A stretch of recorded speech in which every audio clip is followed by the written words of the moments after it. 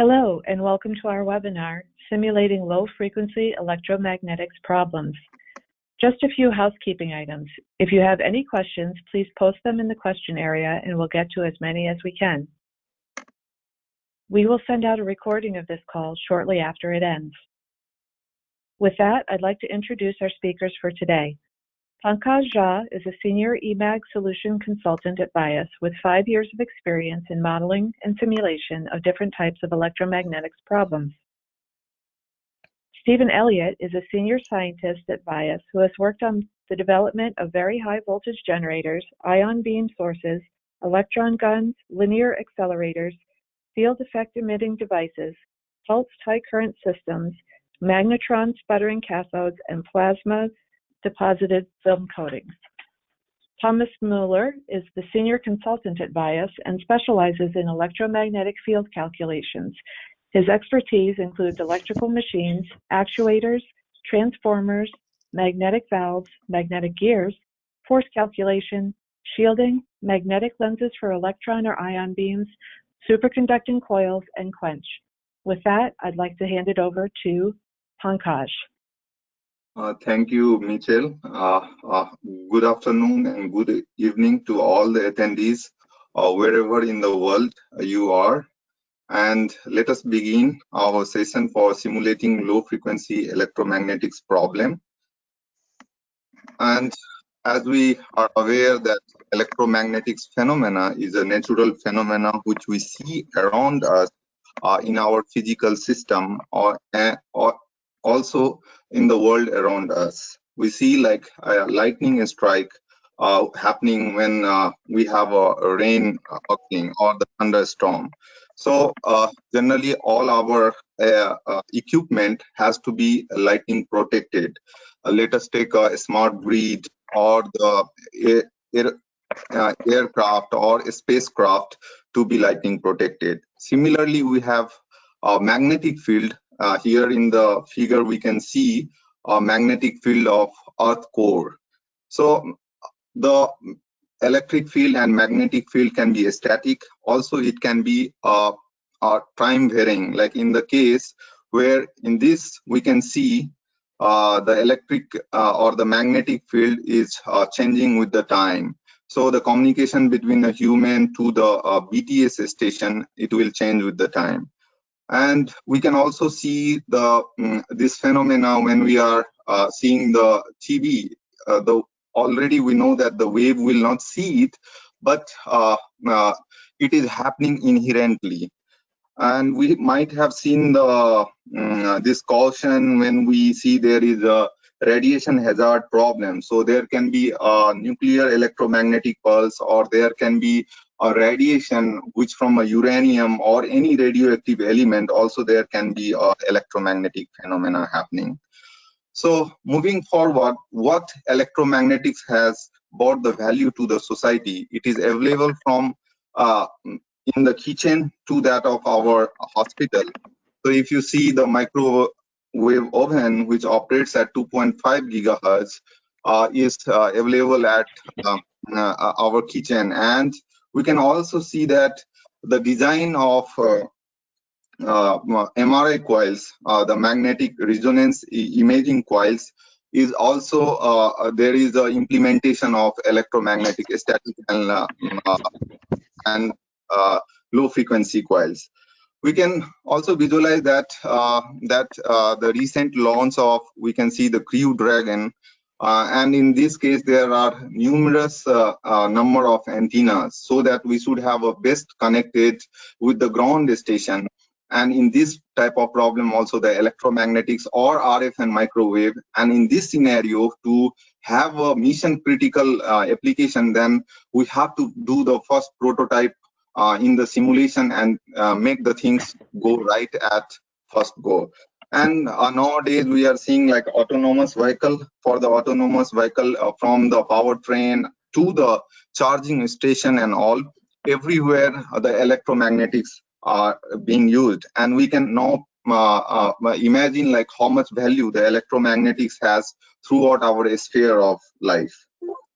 So moving ahead, what are the current industry challenges which we see is like if we see for the hybrid electric vehicle, so the development of powertrain, where there will be a motor, generator, battery pack, and we have to also look about the cooling and how the EMI EMC performance all together this gives. And even if we see for the wind turbine, there will be a generator. There also a low frequency electromagnetic problem, it will come into a scenario. So what are the solutions for these application? If you see, which I was talking about in some time before, like for the development of coils for wireless charging. So whether the charging is going to be efficient, how much time it will take. So at current time, like for filling the petrol, it takes like 2 minutes to, but whether we can achieve like even the charging in 15-minute times. So these are the challenges as well as a solution posed for that. If we see for the wind turbine, the design of a generator, which we can see has been done with the Opera, and how much efficient and reliable these systems are, that we are going to see in today's webinar. Now here we can see the solution as a magnetron, which is for the microwave oven. And this picture which we see over here is for EMI EMC design for a powertrain, where we have a numerous number of IGBT. We can see 3 IGBT for 3-phase, and it is connected with cable, and then the full EMI EMC analysis of that. Now moving forward, if we see what are the market proposition of electromagnetics, it is throughout different 11 segment of market, from high tech to aerospace and defense to transportation and mobility to life sciences, marine and offshore, energy and materials, to name those. And from the application point of view, where the electromagnetics is used is like micro and RF to EDA electronics, like signal integrity, power integrity, EMI, EMC, conducted emission, radiated emission, then to the low frequency where we have to do shielding or the motor generator, then to the particle dynamics where we wanted to look after microwave components. So moving forward, I'll hand over my presentation to Thomas, who will be taking deep dive into the Simulia Opera, which is the main topic of our today webinar.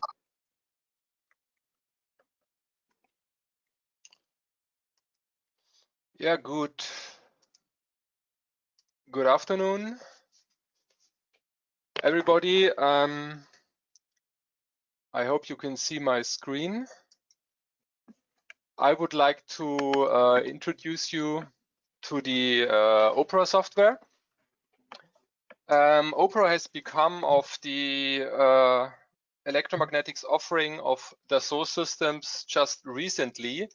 Our new version 2020 is the first release of Opera that is published under the Simulia CST portfolio of Dassault. And Opera itself, it's a finite element electromagnetic simulation package. It is both for 2D and 3D low frequency or static electromagnetic simulations. It has also solvers for thermal analysis and mechanical structural analysis, and all solvers can be coupled in Opera. Opera is developed, or it's capable it's developed for a very high accuracy simulations. It's very reliability. It's a very fast software, and it's quite easy to use. Now the software is used in a wide range of applications, and I would like to show you in the next few slides some of the industries where Opera has proven its capability and accuracy. So one typical application is the transport and mobility industry. Here, the electric motor is revolutionizing all aspects of the transport industry. Opera is at the forefront of the electromagnetic design process for electrical machines.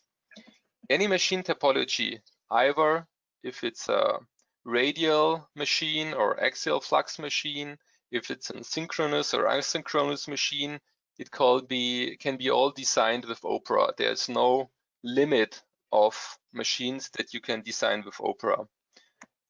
Key performance indicators of a typical traction motor, for example, for an electric car, is very high energy efficiency. It must be very robust. It must be very reliability, and it must be system integrated. Along with traction motors, there are also dozens of auxiliary motors in a car. For example, for your power steering or for your windscreen wiper or any other actuators. And these have different requirements and operations. And very often you also need to take into account multiphasic aspects of the design of these motors. Then we have the high energy physics industry. Here, one of our main customers are accelerator labs. This is actually the original market of Opera. When Opera was developed in 1980, in the 80s, it was a spin-off of the Rutherford Appleton Laboratories, where they were designing magnets for accelerator labs, and they developed the code for high accuracy calculations of these magnets.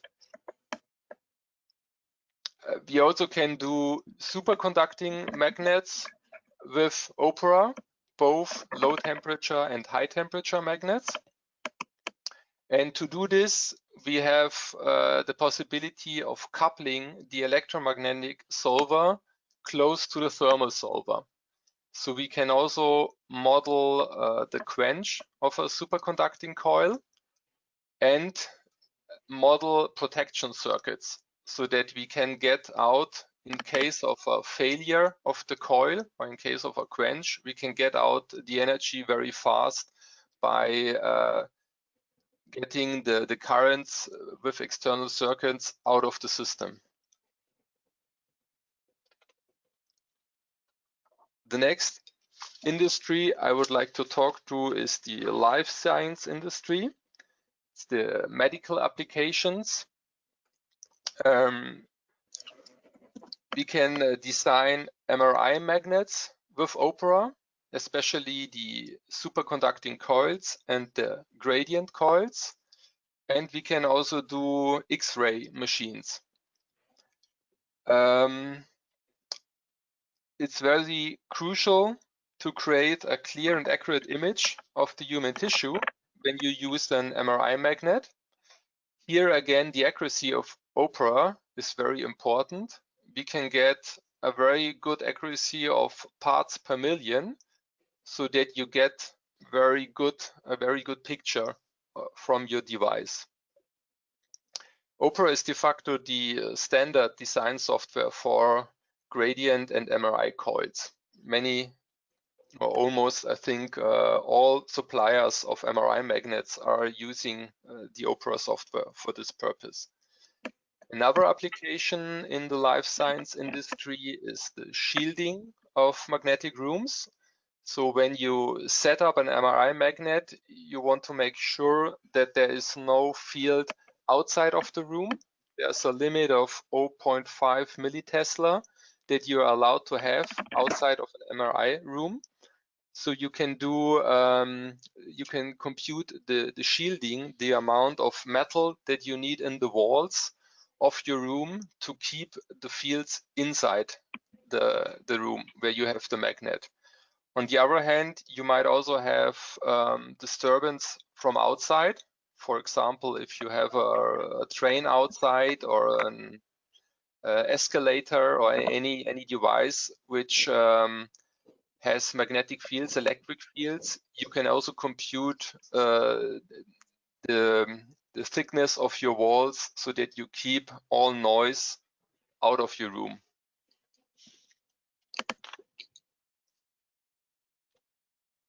The next industry that Opera is used in is aerospace and defense. Here we have again many electric motors and generators in, for example, in a plane.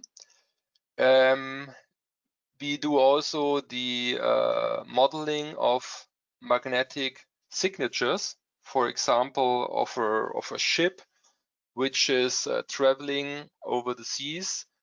In the Earth magnetic field, it will change the Earth's magnetic field with all the metal in the ship.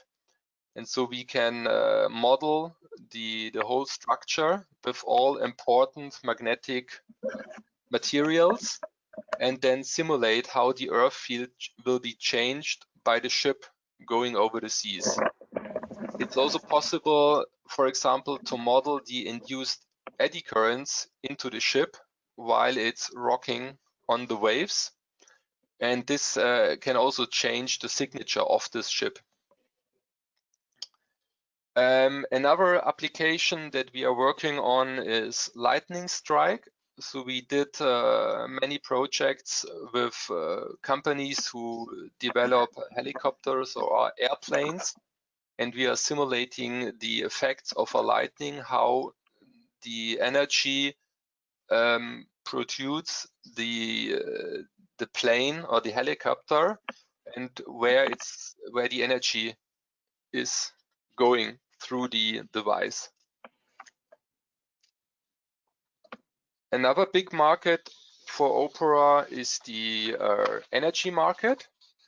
So nowadays we have a lot of renewable energy projects all around the world, and all these projects need generators to convert the energy from the wind or from hydro energy into electric energies. So we need to be able to design wind turbines, the generator in a wind turbine, or the hydro generators in a power plant, in a water turbine. And Opera has all the capabilities of modeling, analyzing, and optimizing these types of generators. And again, it's independent what kind of topology you're using. We can do axial, radial, linear, any three-dimensional flux topologies model in Opera. We can also add the interface to the grid, and we can also do fault condition testing. Then we have the marine and offshore industry. Again, on this picture, you can see now a ship that was built in Opera 3D with all relevant structures on the right side. And you can see the flux distribution in the ship from the Earth magnetic field. And on the picture below, we have another model of a small ship. And we see on a patch below the ship, we can see how the magnetic field is changed by this ship when it's traveling over this surface. In the marine applications, apart from signatures, we have also applications for cathodic protection. So it's very important that you protect your ship from corrosion. So we can do this in Opera, model this. We might also have electric motors on ships, actuators, or we have power systems on a ship. For example, here is also a picture of a transformer, and you can see the flux distribution on a metal sheet in the transformer. So now I would like to go more into detail of electric machines, how we can do this in Opera. So here you can see a two-dimensional finite element model of an electric motor, electric machine. It's done in Opera. You can see the flux distribution, how it changes with the rotation of the motor. In Opera, we can drive this machine with external circuits. As you can see here below, we have an internal external circuit editor. We have diodes in the editor, we have switches, we have external resistance, and this coil here is one of the coils that is in the finite element model. So the voltage from this voltage source is going through this inverter, and it's driving the coil in the finite element model. After the analysis, we can do lots of post-processing. We have the possibility of looking at the flux versus the angle. We can look at the torque over the position of the motor.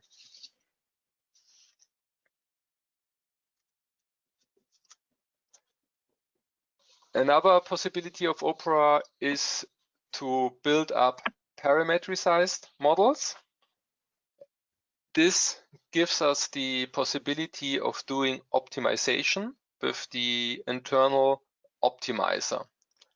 So you can set up as many parameters as you want of your machine, and then you can simulate thousands or hundreds of models with Opera and do this either with a grid, or you can run it with the internal optimizer. Here below, you can see a solution of the optimizer. The optimizer changed by itself the parameters like the inner radius, the outer radius, or the air gap, or the parameters of some other structures. And the results will be shown here in the middle in these pictures. You can see we have different parameters, and we can also have different goals for the different targets for the optimizer, and then we get this Pareto front solution. So if you have only one target, like the highest torque, you wouldn't get this Pareto front. You would get just a linear solution. But if you have several targets, they very often they are opposing each other, and so you will see this graphically in the software.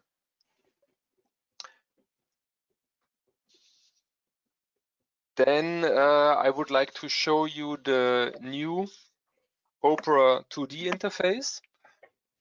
This was implemented in our latest 2020 version of Opera. It's now an entirely new graphical user interface. As you can see on the left side, it can be switched from dark to light, as you can see on the right. We have lots of predefined geometries. For example, we have stator teeth, or we have different shapes of segments or of circles. They're all fully parametricized. We have the capability of doing Boolean operations, so we can put holes in the structure for the magnets or for air gaps of ventilation. Then the whole application, the whole Opera is driven in Python. So everything you do, you build, is translated in a Python script. And this Python script, you can edit, and you can add do loops or while loops, or you can automate the design process.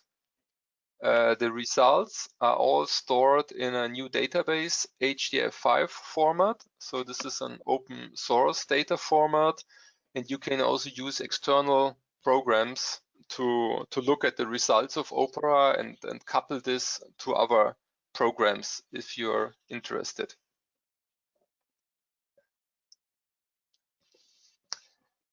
Then we have external circuits in the Opera software. This is very important when you design an electrical machine, because usually you don't know the current in a coil. When you drive a motor, they are all voltage driven. If you use your machine and you put it on the grid, it's a voltage driven machine and not a current driven machine. And as you can see here, we have our external circuits. They are set up in a circuit editor. And this is our finite element domain, where we have the coils that are set up in the 2D or 3D model of Opera. We can run this with a transient analysis or a harmonic analysis. It's both implemented in Opera. And we can do also a co-simulation together with MATLAB Simulink. In case you have a more complex drive, or you want to do a system simulation of the finite element model, then you can do it in MATLAB and do the analysis in the finite element analysis in Opera. Another feature of Opera is the material modeling. So you can either use a normal BH curve, material curve, where you define your flux density and your field strength, and then you have this virgin curve as your material properties. But in real life, it's often so that materials have a hysteresis, that it's not the material is not going up and down on the working point on the virgin curve.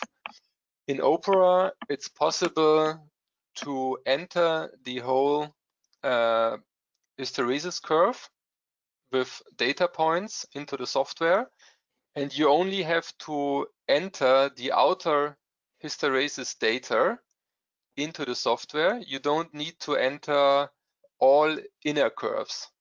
They will be all automatically computed by the software, so you don't have to take care about this. And you enter the data not with a function. You only have to enter the data points. So basically what you get from the material suppliers.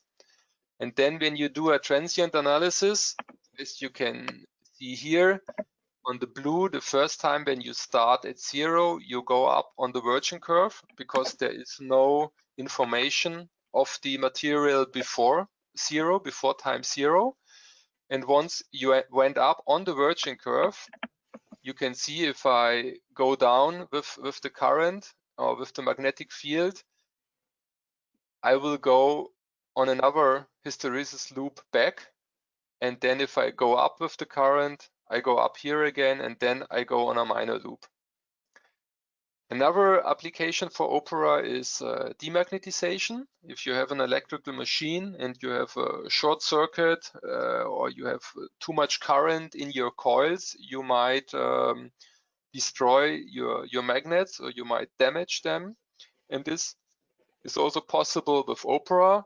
All you have to define is a virgin curve again, and then several or a couple of demagnetization curves, so that the software knows in case of a failure which curve it has to go down.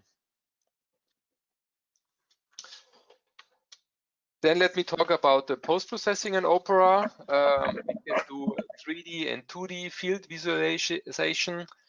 We can do accurate post-processing. We can do 2D plotting of torque versus speed, or slip versus speed, or basically you can do all kind of analysis, and you can export all the data that you get out of Opera into text format, or use it in another solver.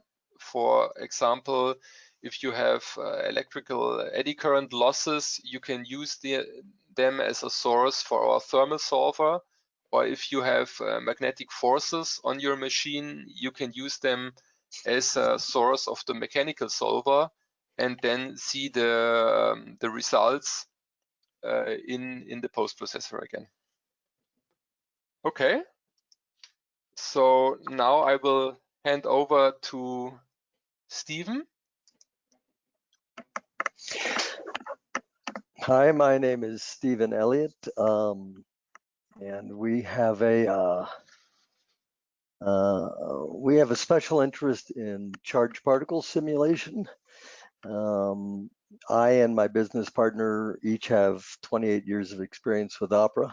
But before we get to the charged particle, let's look at this slide for MRI and NMR magnets. In the upper left, we see an example of a medical MRI or magnetic resonance imaging magnet that might be used in a hospital. And here we're simulating this using Biosavar conductors or coils. This would be the sort that you would use in a superconducting magnet.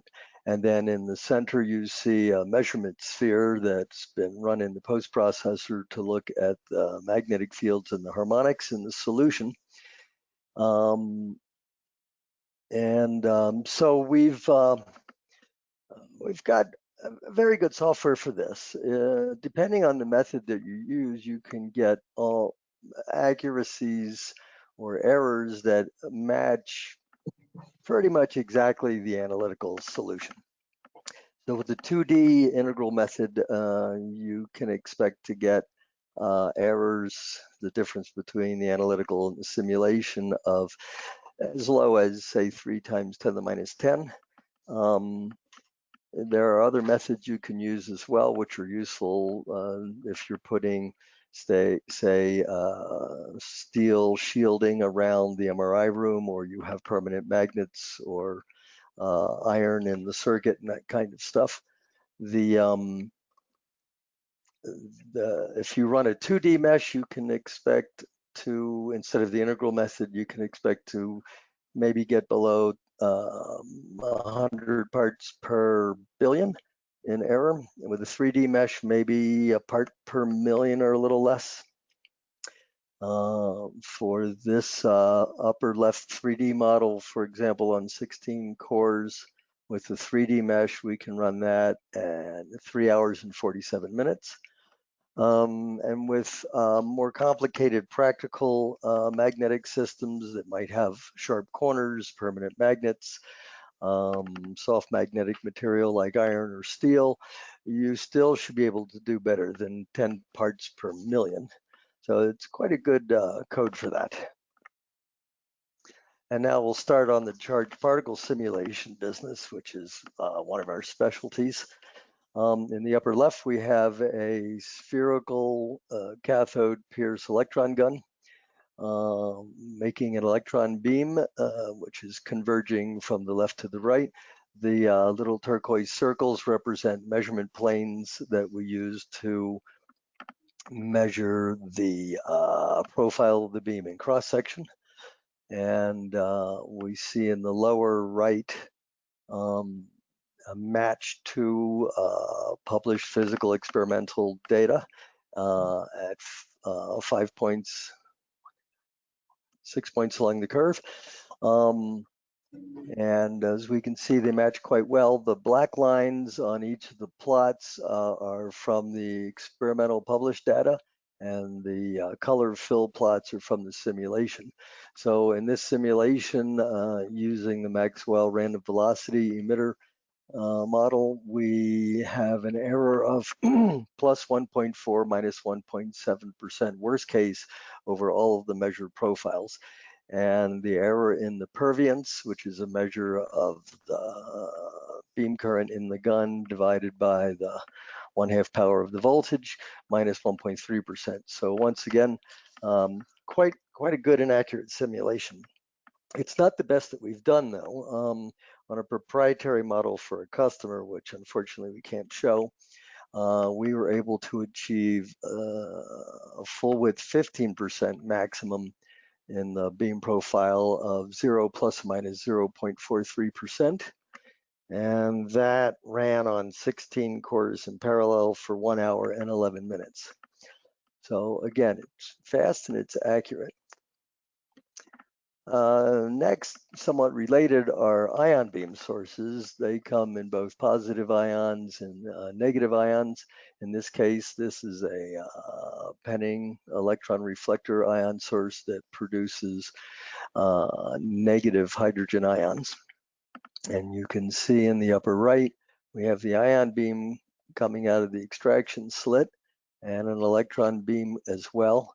The electron beam is much lower, or the electrons are much lower mass than the ions. And so because of the magnetic field along the axis this way, the electrons are deflected much more than the ions are. And this is a critical problem in high power sources because the electrons will dump a lot of energy on this extraction electrode and can cause heating or even melting, and on one or two occasions, vaporization. So in this source, we have a negative cathode here, and there's another one on the other side that you don't see.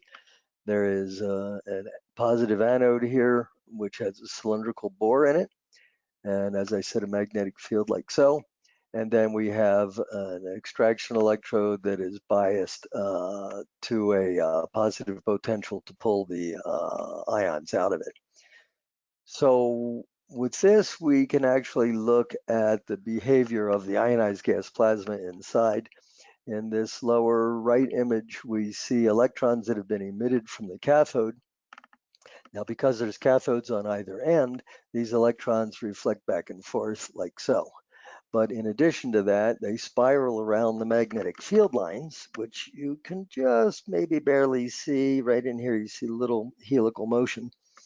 And in addition to that, when the electrons approach the cathode, they do cross-field drift. And so the entire bunch of electron motion then is orbiting the cylindrical bore until finally you see these electrons become concentrated near the surface.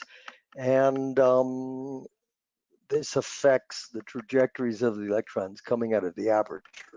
So they don't come straight out, they actually come up from the bottom and flip out. This changes where they go, and that changes where the heating occurs on this sort of thing. In the next slide, whoops, let's see, in the next slide, this is from the same ion source. As you're operating the source, you have not only negative ions, but you also have many positive ions. They're not extracted, but instead they're attracted to the cathode, the negative cathode. And because of this, they bombard the cathode, and by momentum transfer, they erode the material away from it. So in this particular one, it's a tantalum cathode, and we see that there's an erosion pit here with a little mountain peak in the middle. This is caused because the beam is hollow, caused by translaminar trajectories. So this is a lifetime limiter. Eventually, this will sputter erode all the way through the back, or else become too deep and the shape is inappropriate. And that would be a limit to the lifetime of your ion source. Then you would have to tear it down and rebuild it. But as you're sputtering this away, you're making a vapor of tantalum, and that vapor ends up going somewhere. So the vapor comes from in here and ends up depositing on the walls of the anode. And we can simulate that as well. The vapor is neutral, but that can be simulated in Opera. And so we see a rather stout band of deposition here and a lesser one here. Now, eventually, these coatings or films can become thick enough, and they typically have stress in the films. And once they become thick enough with the stress, they will crack and flake, making sharp edges, which will cause arcs. And so this is another lifetime limiter. I'm hoping the video on this one works. This is also from the same device. Here we're looking only in the ionization chamber with the cathodes on either end and the bore wall of the anode. And what we're doing in this little animation is varying the pressure inside the chamber from 10 to the minus 5 torr up to 10 to the minus 2 torr, and then back down to 10 to the minus 5.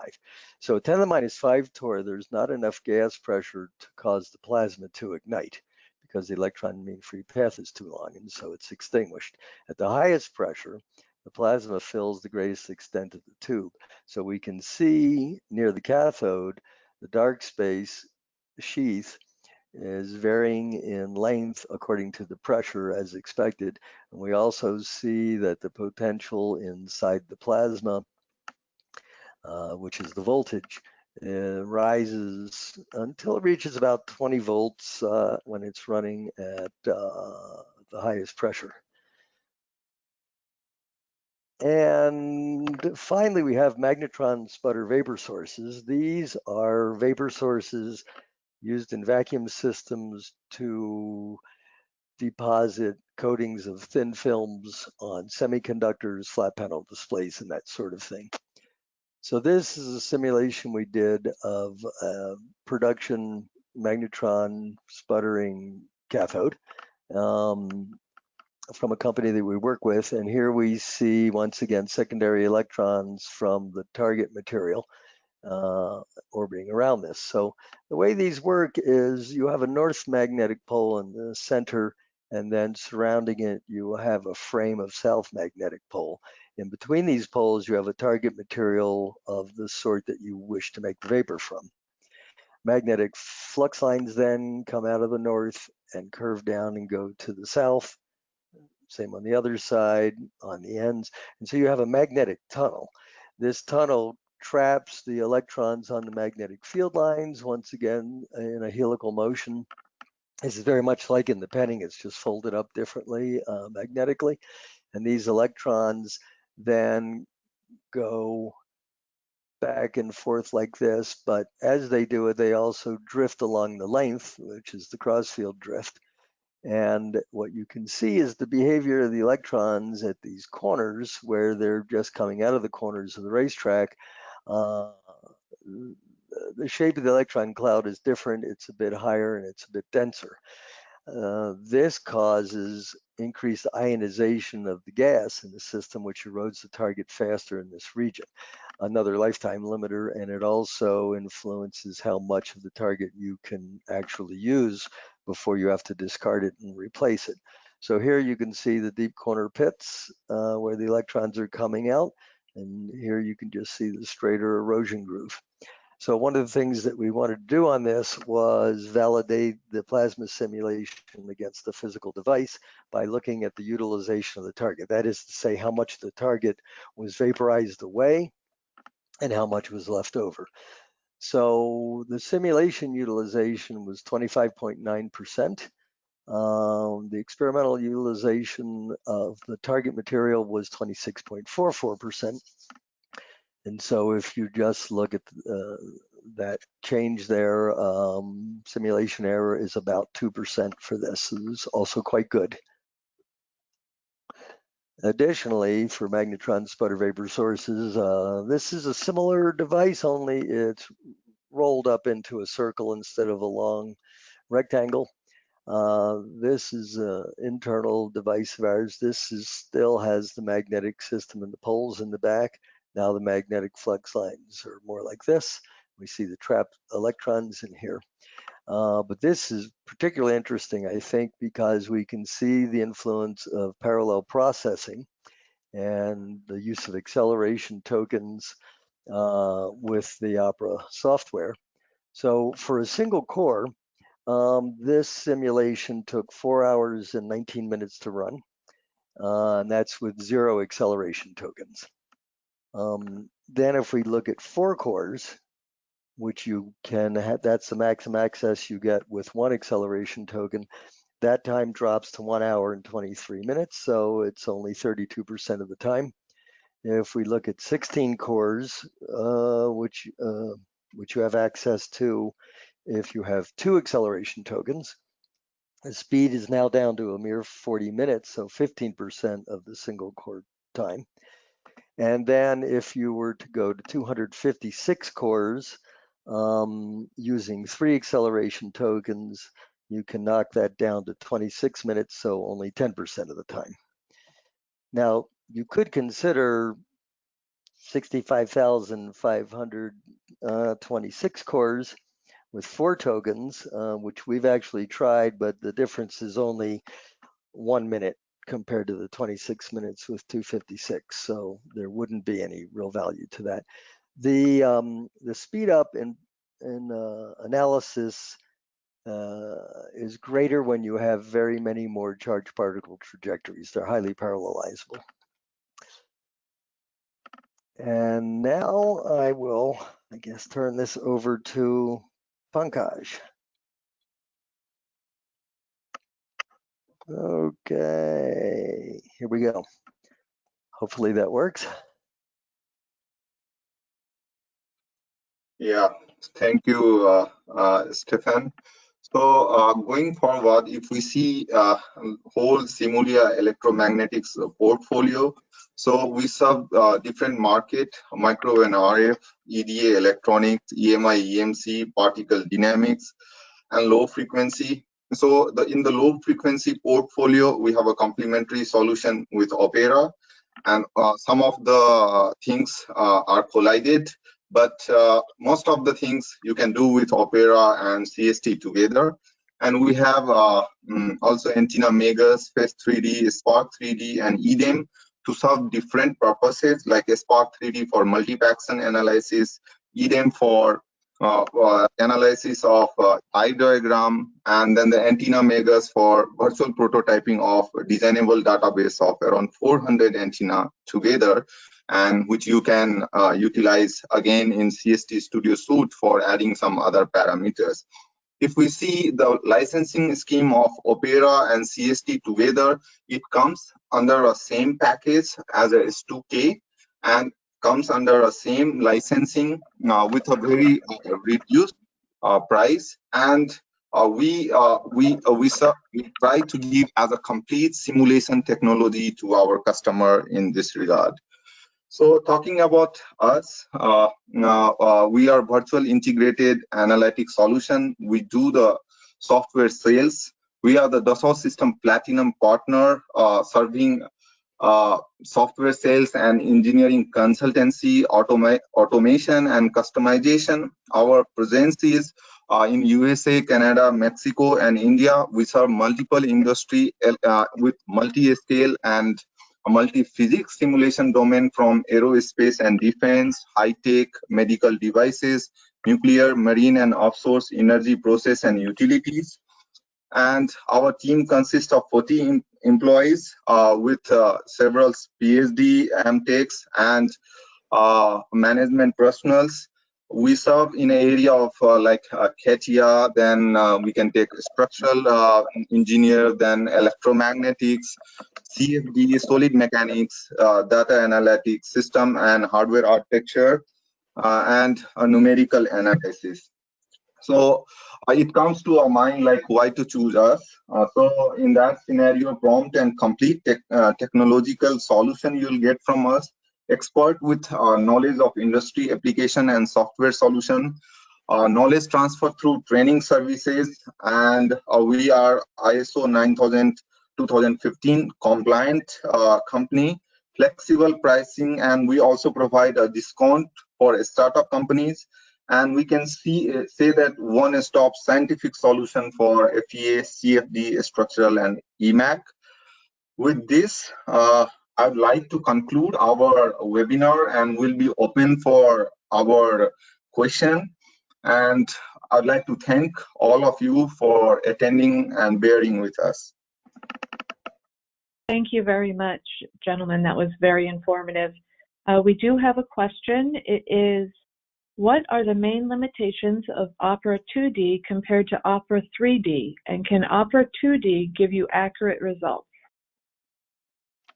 Thomas?